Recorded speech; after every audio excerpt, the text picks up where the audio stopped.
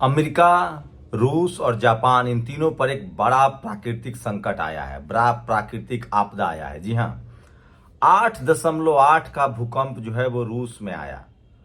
उसके बाद प्रशांत महासागर में बड़े सुनामी की चेतावनी जारी की गई। एक ऐसी सुनामी जो कई शहरों को, समुद्री तटों के इलाकों को निगल लेगा।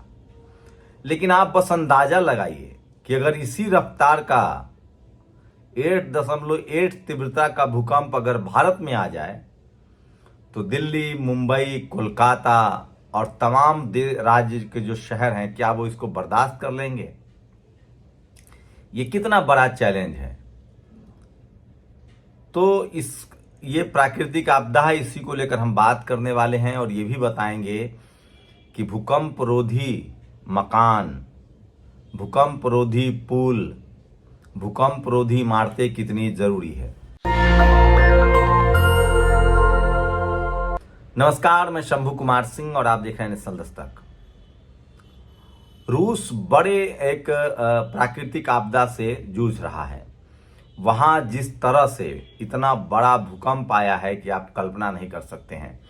8.8 तीव्रता की सबसे तेज भूकंप आया है, जिसके बाद प्रशांत महासागर में कहा जा रहा है कि 200 मीटर ऊंची लहरें उठ रही हैं और वो सुनामी जो है वो तेजी से आगे की तरफ बढ़ रहा है।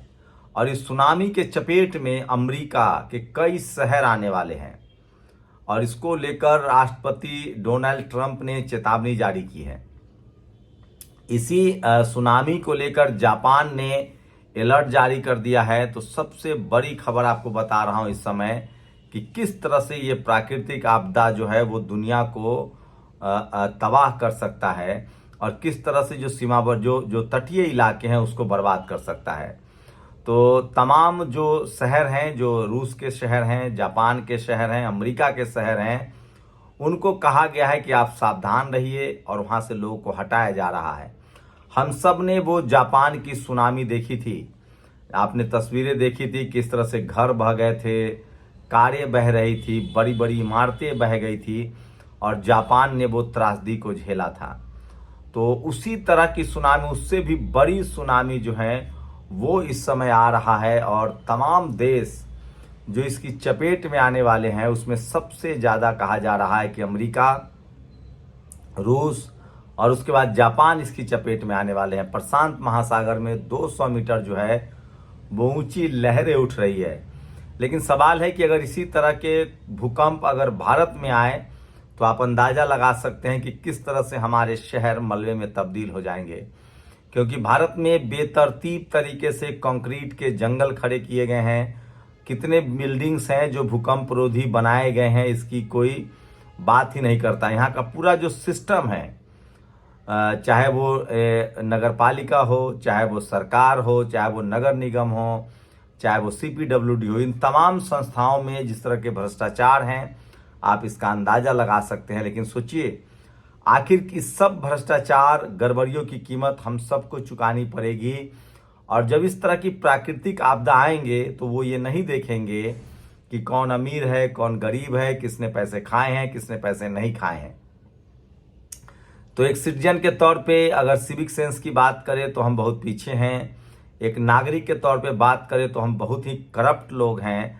हम किसी भी हद तक जाकर अपने स्वार्थ में, अपने फायदे के लिए, अपनी अमीरी के लिए शहर को बेतरतीब बनवाने के लिए हम तैयार हैं और हम तमाम उन सुरक्षा मानकों को जो है वो नज़रअंदाज करते हैं। सोचिए, अगर 8.8 तीव्रता का भूकंप अगर भारत के किसी भी शहर में आ जाए तो क्या हालत होगी। पूरा का पूरा शहर मलबे में तब्दील हो जाएगा, पूरा का पूरा राज्य मलबे में तब्दील हो जाएगा। तो ये बड़ी भूकंप जो है वो समुद्री इलाके की तरफ बढ़ रही है और अमेरिका के कई शहर जो हैं वो इसके चपेट में आने वाले हैं और इसको लेकर दुनिया भर में कोहराम मचा हुआ है। तो ये जो सुनामी आ रही है ये बहुत ही खतरनाक है और 8.8 तीव्रता की जो सुनामी आ रही है, आप इसी से अंदाजा लगा सकते हैं। इसकी तीव्रता जो है, इसकी जो इंटेंसिटी है वो 8.8 है और इससे जापान के कई शहर जो है होक्काइडो, ये जापान के होक्काइडो तक पहुंची है। रूस के कुरिल आइलैंड में 8.8 का क्विक आया था, यह भूकंप आया है। और इससे कमाचाट का जो है जगह है जहां ये मैसिव भूकंप आया है, उससे हवाई अलास्का हाई अलर्ट पर है। हवाई शहर जो है, जो समुद्री तटीय शहर है, अलास्का जो है वो तटीय शहर है। उसके बाद जापान जो है, जापान के नॉर्दर्न आइलैंड होक्काइडो में इसके सबसे ज़्यादा मारक होने की अंदेशा लगाया जा रहा है। लेकिन विज्ञान की ताकत देखिए, विज्ञान और तकनीक की ताकत देखिए कि लोगों को तैयार किया जा रहा है, लोगों को समुद्री इलाके से निकाला जा रहा है। तो इस रसिया के कमाचाटका पेंसुलिया में ये बुधवार को 30 जुलाई बुधवार को ये अर्थक्वेक आया है। और 12 फीट कहा जा रहा है कि 12 फीट जो है 200 किलोमीटर अंदर समुद्र के ज्वार उत्पन्न हुआ है, ये भूकंप आया है।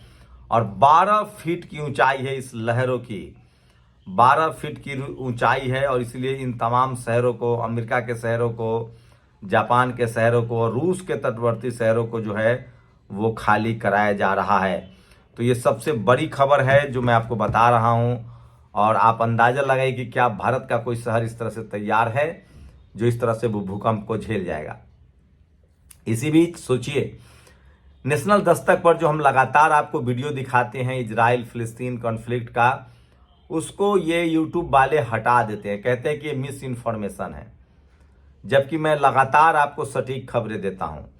अब तो इंग्लैंड ने भी कह दिया है कि अगर इजराइल ने फिलिस्तीन पर हमला नहीं रोका, अगर फिलिस्तीन का पुनर्निर्माण नहीं हुआ, तो हम कुछ ही महीनों में फिलिस्तीन को एक स्वतंत्र देश का दर्जा देंगे। इससे पहले फ्रांस ने भी कहा था कि जो फिलिस्तीन के साथ हो रहा है वो गलत हो रहा है। उसके बाद बेल्जियम ने कहा है कि हम फिलिस्तीन को स्वतंत्र देश का दर्जा देंगे।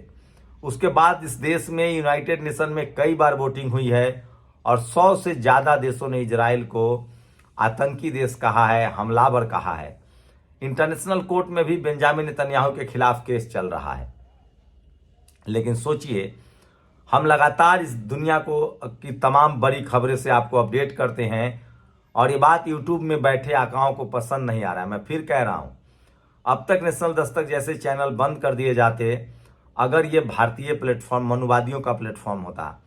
ये अमेरिका का प्लेटफॉर्म है और उसमें जो भारत में बैठे मनुवादी जो नौकरी कर रहे हैं उनको पेट में दर्द होता है और वो सही इन्फॉर्मेशन को मिस इन्फॉर्मेशन समझते हैं।